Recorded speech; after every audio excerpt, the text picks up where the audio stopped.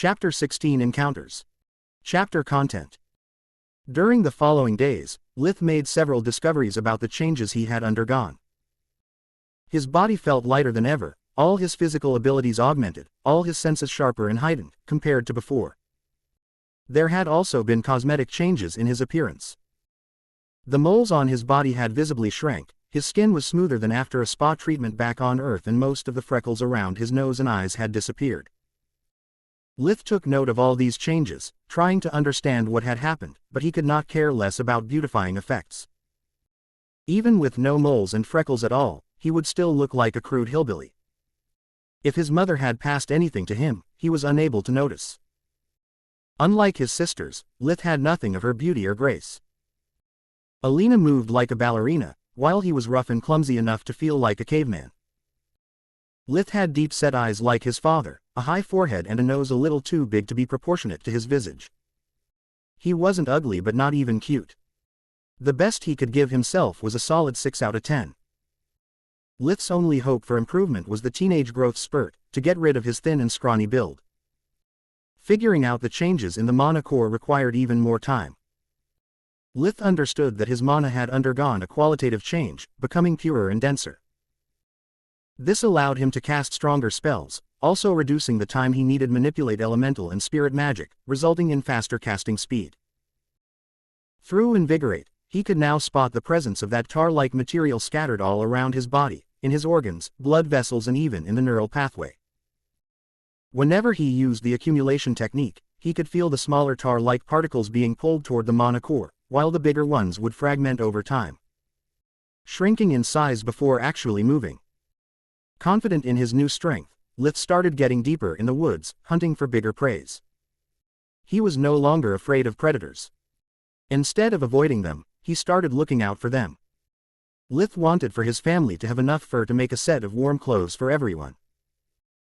He was sick of being forced to wear so many layers of clothes during winter, that he was unable to walk properly, swinging every step like a penguin.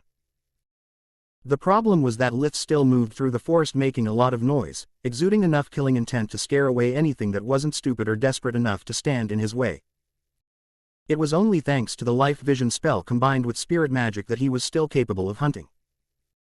The spirit magic range had expanded to over 30 meters range, so he could easily kill any animal that tried to escape by climbing trees or by taking flight. When Lith wasn't able to catch anything, he would shoot down any bird that made the mistake of flying within his scope. One day, Lith was exploring a new area of the Tron Woods, hoping to find a fur-wearing meal, killing 2 birds with 1 stone. While looking at a small mound, his life vision spotted 3 life forces hiding a few meters underground. They were not strong enough to be predators, but they were big enough to be a perfect lunch.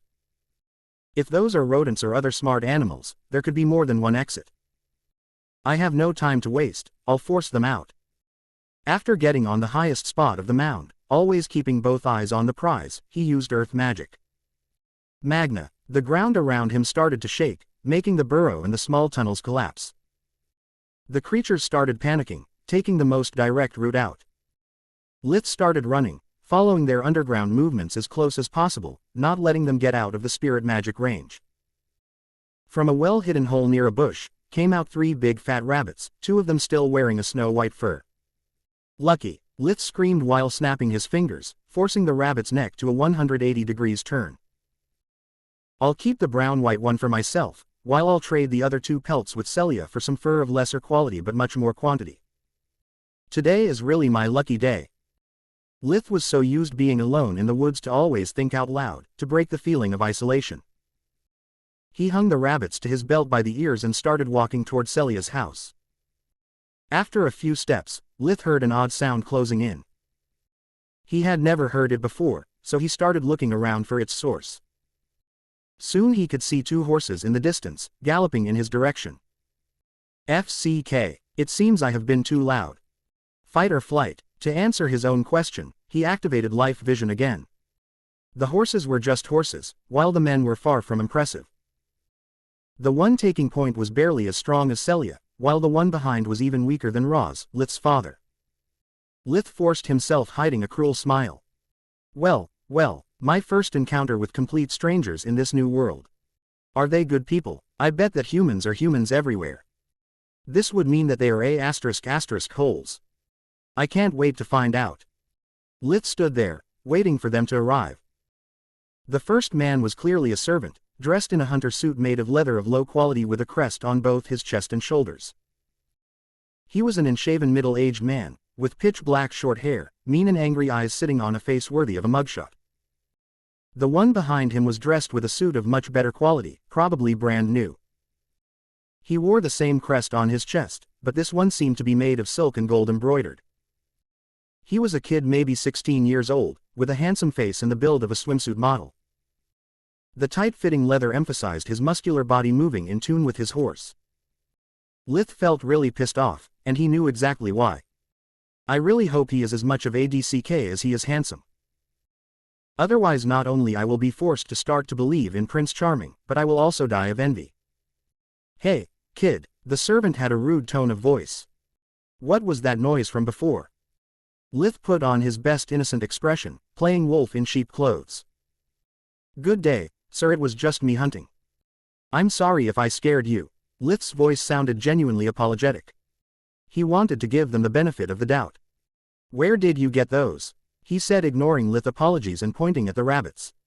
From a rabbit hole. They are my game. Lith smiled, keeping watch on both of them. Give them to us, now. They will make a perfect muff for my mother. The handsome youth had also a beautiful voice. If you are really sorry, you should offer us proper compensation. Even a commoner like you should know the basics of decency, he said with a mocking smile. Lith dropped the act like a live grenade. Seriously, robbing a kid in broad daylight. Don't you have any shame? Kid, the servant rebuked, do you know who are you talking to? He is the son of Baron Wrath, lord of these lands. Lith started laughing out loud. Please, Tron Woods has no owner, except maybe Count Lark. Stop spewing bullshit just to cover your sorry ass. And besides, do you know whom are you talking to? I am the Supreme Mage. See what happens when you waste your breath on commoners, Korth. The young noble took up the short bow he carried on his back, knocking an arrow.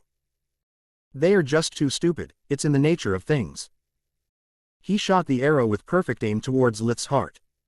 But Lith was far enough, and had kept many spells ready on his fingertips. With a wave of his hand, a strong gust of wind hit the arrow on the side, making it spin out of control before harmlessly hitting the ground meters away from its intended target. Despite being flabbergasted, the young noble was able to keep his cool, knocking another arrow while ordering Korth to kill the kid. Lith raised his left hand, freezing Korth in place with spirit magic, while with the right he took control of the arrow, that slipped away from the youth's fingers before stabbing him in the eye. The youth fell from his horse, screaming in pain. To think that I even bothered giving you guys a chance to get out of here alive. Lith sighed, shaking his head. Wait, if you kill the young lord, you and whoever you love will die. Think about it. Lith started laughing again. Really? And how could they ever find out what happened here? Lith moved his left thumb, and Korth noticed with horror that his right hand was moving against his will. Unsheathing the hunting knife he carried at his belt. Wait, please, have mercy, don't do this, you are just a kid, he begged. So, when you want to kill, you kill. But when you lose, I am supposed to show mercy. The spite in his voice was palpable. Lith lowered his ring finger, bringing the knife at Korth's throat. Since you are just a servant, I'll give you a clean death. With a flicker of the little finger, Lith forced Korth to cut his throat from ear to ear. Then he approached the young noble that was still writhing in pain, uncaring of what just happened to his loyal servant. As for you, you are the kind of guy the first hate the most. With one hand Lith kept him frozen at midair, while he used the other to punch him non-stop. You have FC King everything. Money, beauty, a bright future, and all you can do with such treasures is screw those who are already struggling to survive. Lith hated humans more than everything. Even back on Earth, the only thing keeping his rage in check was his responsibilities towards his family. But in the new world there was no cameras, no GPS, nothing. There was only power, and for once he was the one holding it. You know, I have a very ill sister, Lith said after venting out. I could never practice darkness magic on living beings, because using it on animals is just plain cruel. You, on the other side, are just a monster with the face of a man.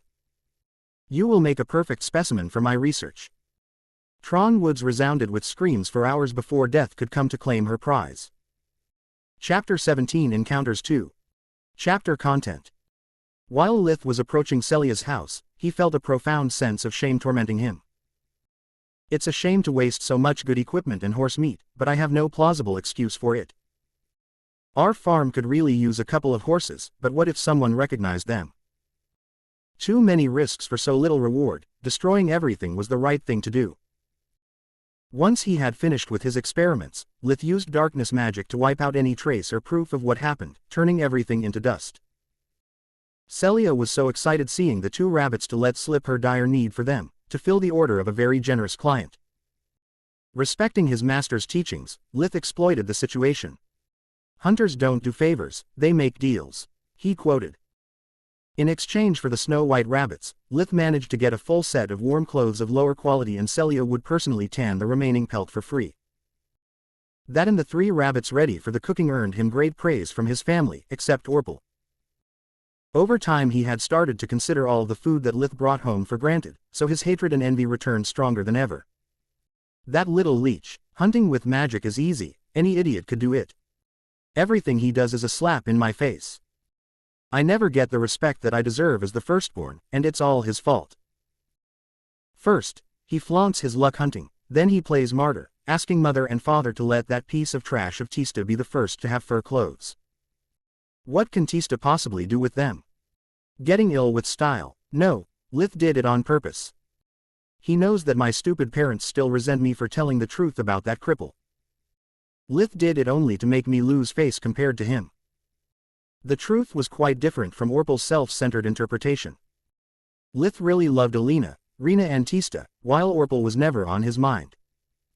He cured anyone in the family without being asked to, except for Orpal. But not out of spite or anger, but simply because his existence was irrelevant in Lith's eyes. If Orpal lived or died, it was not his problem. He would not do anything to harm him, but would not help him either. For Lith they were complete strangers living in the same home. The reason why he had wanted Tista to be the first to benefit from his luck, was that Lith hoped that with warm enough clothes his sister could finally spend more time with him and Rina during winter. Playing in the snow. In Lith's eyes the image of Carl would often overlap on Tista's visage. He loved them deeply, and both of them were victims of a cruel fate. Lith wasn't willing to let anyone or anything, not even a congenital condition, take his loved ones away from him. He suffered at the thought of how little of life she could enjoy. To give Tista the opportunity to experience speed and the feeling of the wind on her face, Lith built for her a swing with the help of their father, Roz. It was nothing special, just a wooden plank attached to 4 tight ropes hanging from a reversed U-shaped wooden framework with triangular standings. Yet the result was awe-inspiring for his family. Swings seemed to be unknown in the New World, or at least they were in the Lustria County. Roz looked at the result of their work in admiration.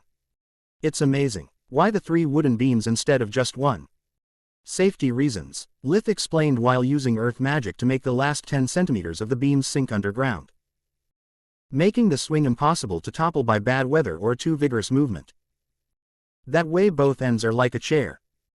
Multiple legs mean that the weight is equally distributed among multiple beams, making the stress per beam significantly inferior. Of course, now that you explained it is so simple. By the way, how do we call this thing? Lith was at loss for words, he had no idea what the word for the swing movement was and he could not ask that now. Air, it's a rocking chair. Damn it, why I always screw up with the little details. That's not a rocking chair, but it's the closest thing I could think about with my current vocabulary. Tista fell in love with his present, and the rocking chair became soon a popular pastime in the family, to the point that Roz had to build a couple more to avoid quarrels. Furthermore, after his experiments with dark magic, Lith spent the following months trying to apply both life vision and invigoration while treating Tista's symptoms. If I can manage to have for Tista's body the same imaging that invigoration grants me for my own body, I could have a better understanding of her underlying condition. That would mean having much better chances of finding a cure. In the blink of an eye it was almost winter again. Lith's 5th birthday was approaching. Lith was determined to capitalize on every single day before the great cold arrived, to catch as much game he could to fill the house's storeroom to the brim.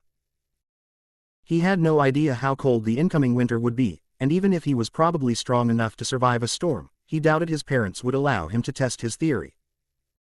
During the last year, Lith had explored more and more of the Tron woods, learning how to move without alarming the animals. He had also discovered new uses for dark magic. His newest spell, the Shroud, allowed him to cancel out his body smell and aura by enveloping Lith in thin layer of dark energy, making impossible for most animals to notice him, either by nose or instinct. But it wasn't an easy task. Even a small misstep would turn the Shroud into full-blown killing intent, making the whole woods aware of his presence. That day Lith was raiding a new area, deep in the Tron woods, investigating an odd feeling that had tormented him for days. In certain areas of the woods, Lith could hear an annoying buzzing sound, and until that day he had always ignored it. Lith had always thought that it was the call of some weird, unknown animal, but in the last days the noise had gotten stronger and persistent. Damn, whatever this is, it reminds me of my desktop's uninterruptible power supply unit whenever there was a blackout. It's ear-piercing. Lith could not help but to imagine it as a desperate cry for help. He did not understand how he got that idea, but his gut was telling him that it was something important. Ever since Lith had learned martial arts back on Earth, he had always followed his gut feelings when he had nothing to lose, and this was definitely the case. The closer he got, the louder the noise. Lith knew he was on the right path. He was running at full speed when he heard a bone-chilling howl. Lith immediately used two of his life-saving spells, Shroud to conceal himself, and the air spell Lightspeed to float a few centimeters above the ground, making his movements noiseless. Both required a lot of concentration, but it was better to spend some mana rather than stupidly endangering himself. Calm and focused, he searched for the source of all that noise. Holy sh*t. That's a Rai, Lith exclaimed inwardly after quickly hiding behind a huge tree. A Rai was a magical wolf beast, the apex predator of the Tron woods. Magical beasts were more common and weaker than monsters, but they could still easily take apart a fully armed soldier. Not many animals could turn into a magical beast, they needed a great talent for magic and enough time to feed off the world energy. Once an animal became a magical beast, it could use its mana to boost its physical prowess and even developing spells that employed elements they were attuned with. The Rai was almost as big as horse, with a fire-colored thick fur. Lith could not understand why Rai would come so close to a human settling. Ris were intelligent beasts that avoided unnecessary trouble. If humans did not disturb them, they would return the favor. Lith felt pity for its prey. After making sure being upwind, he cancelled both spells to save precious mana, getting a better understanding of the situation. The Rai kept howling and growling, as it was in pain. Lith noticed that every time the Rai's snout got close to the ground, the buzzing sound would become high-pitched and the magical wolf would whine in pain. Now more curious than afraid, Lith activated Life Vision to estimate the Rai's power. What he saw made him gasp loudly. The Rai was unbelievably strong, with a mana flow almost on par with Lith's. But the real reason for amazement was a second mana flow, that belonged to the source of the buzzing sound. It was a little stone, smaller than a thimble. What the FCK? That pebble is alive. That explains everything. The noise it emitted must have lured here the Rai, just like it did for me. Taking into account its reactions, the noise is much more annoying for the Rai than for me. I never heard of rocks with mana flow, that thing must be a magical item. I cannot let that brute destroy it. Throwing caution to the wind, Lith decided to take action and save the magic stone. The Rai's life force is incomparable to mine, but if I manage to avoid it getting close, I know I can win. His mana flow is inferior to mine, and from what Celia told me, magic beasts have no offensive spells. First Lith activated Shroud again, then he started weaving his strongest spell. Plague Arrow. A bolt of dark energy flew from his joined hands, hitting the Rai from its blind spot while it was trying again to crack the noisy stone with its teeth. The screeching sound and the spell hit both at the same time, making the magical beast almost lose its footing. Plague Arrow was a spell that injected a dense mass of darkness magic in the victim, disrupting both the mana flow and the life force. Lith had charged it as much as he could, to get as much advantage as he could. Before the Rai could turn around to search for its enemy, a stream of lightnings erupted from Lith's palms, hitting the magical beast with enough strength to knock it down. While increasing the distance between them, Lith cancelled Shroud for Life Vision. Despite the sneak attacks, the Rai was still alive and strong. Lith focused his spirit magic, using both his hands, trying to break its neck as he had already done countless times. The Rai wasn't stupid. As soon as it felt the ominous sensation on his neck, it contracted its muscles, reinforcing it with mana and making it harder than steel. FCK, so much for my advantage. If only I could use fire magic, you would be already roasted to death. Could you please go away? That thing is mine. Mine. Lith conjured several ice javelins, throwing them at the magical beast from multiple angles simultaneously. The Rai easily dodged them all, retaliating with a powerful magical roar. Lith was only saved by the distance, having the time to realize that a massive wind blast was heading his way. He stepped back at the moment of the impact, using his own wind magic to dissipate the blast. His sleeves got turned into confetti, but aside from some flesh wounds he was fine. FCK me sideways. Thanks a lot, Celia. Magical beasts do not have offensive spells, sure. It seems this Rai never got the memo, though. The Rai charged at Lith, using its wind blasts to disrupt his rhythm. Lith did his best to keep the beast at bay, but the difference in physical prowess was overwhelming. It was only a matter of time before getting caught. Okay, when you can't win, just run. Plan B, fight dirty. Lith stopped running away, to prepare his last attack plan before throwing the towel. He conjured many ice javelins, but did not throw them. He left them floating in midair all around him. After a moment of hesitation, the Rai chose to ignore them, charging straight at that insolent pest. That's a good boy, eat this. Twin spell, flash and bang. Lith's right hand produced a massive flash of light. For a moment it was like a second sun had appeared. His left hand, instead, used wind magic to produce a noise comparable to an explosion. The Rai tumbled from the pain, its eyes and ears bleeding, while Lith was unscathed. He had learned long ago that as long as it was infused with his mana, his own spells would do him no harm. He could cover himself in fire, ice or lightning without a scratch. When the Rai crashed against a tree, Lith finally used the javelins, throwing them with all the force he had. All of them hit the target, but the thick magical fur prevented them from impaling it, piercing only through a few centimeters of flesh. Lith immediately checked with life vision, the results appalling. The Rai was definitely wounded and weakened, but far from being dead. Damn it, so much effort for so little damage. If it continues like this, I am the one who is most likely to run out of steam or luck. The Rai only needs one hit to kill me. It's not worth the risk. Lith used spirit magic to recover the magic stone before running for his life. The stone was full of teeth marks, its sharp surface prickled Lith's skin. So long, sucker, Lith screamed at the still stunned magical beast. See you again in a few years, let's see if you dare attack me again. Small drops of blood touched the stone, and the noise stopped. The Rai was still trying to make head or tails of what had just happened. It only wanted the damn noise to stop hurting his ears when that fierce man-pup showed up. The Rai had tried to scare him away and to teach him a lesson, but it ended to be the one getting schooled instead. Bah, who cares, the Rai thought.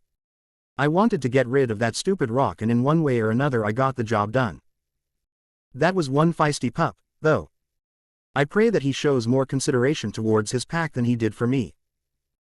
Otherwise when he grows up, he will be a scourge to his kin. Stupid humans and their greed bring only troubles. They are incapable even of taking care of their own. The Rai, leader of all the packs in the Tron Woods, shrugged away the javelins before returning to its family.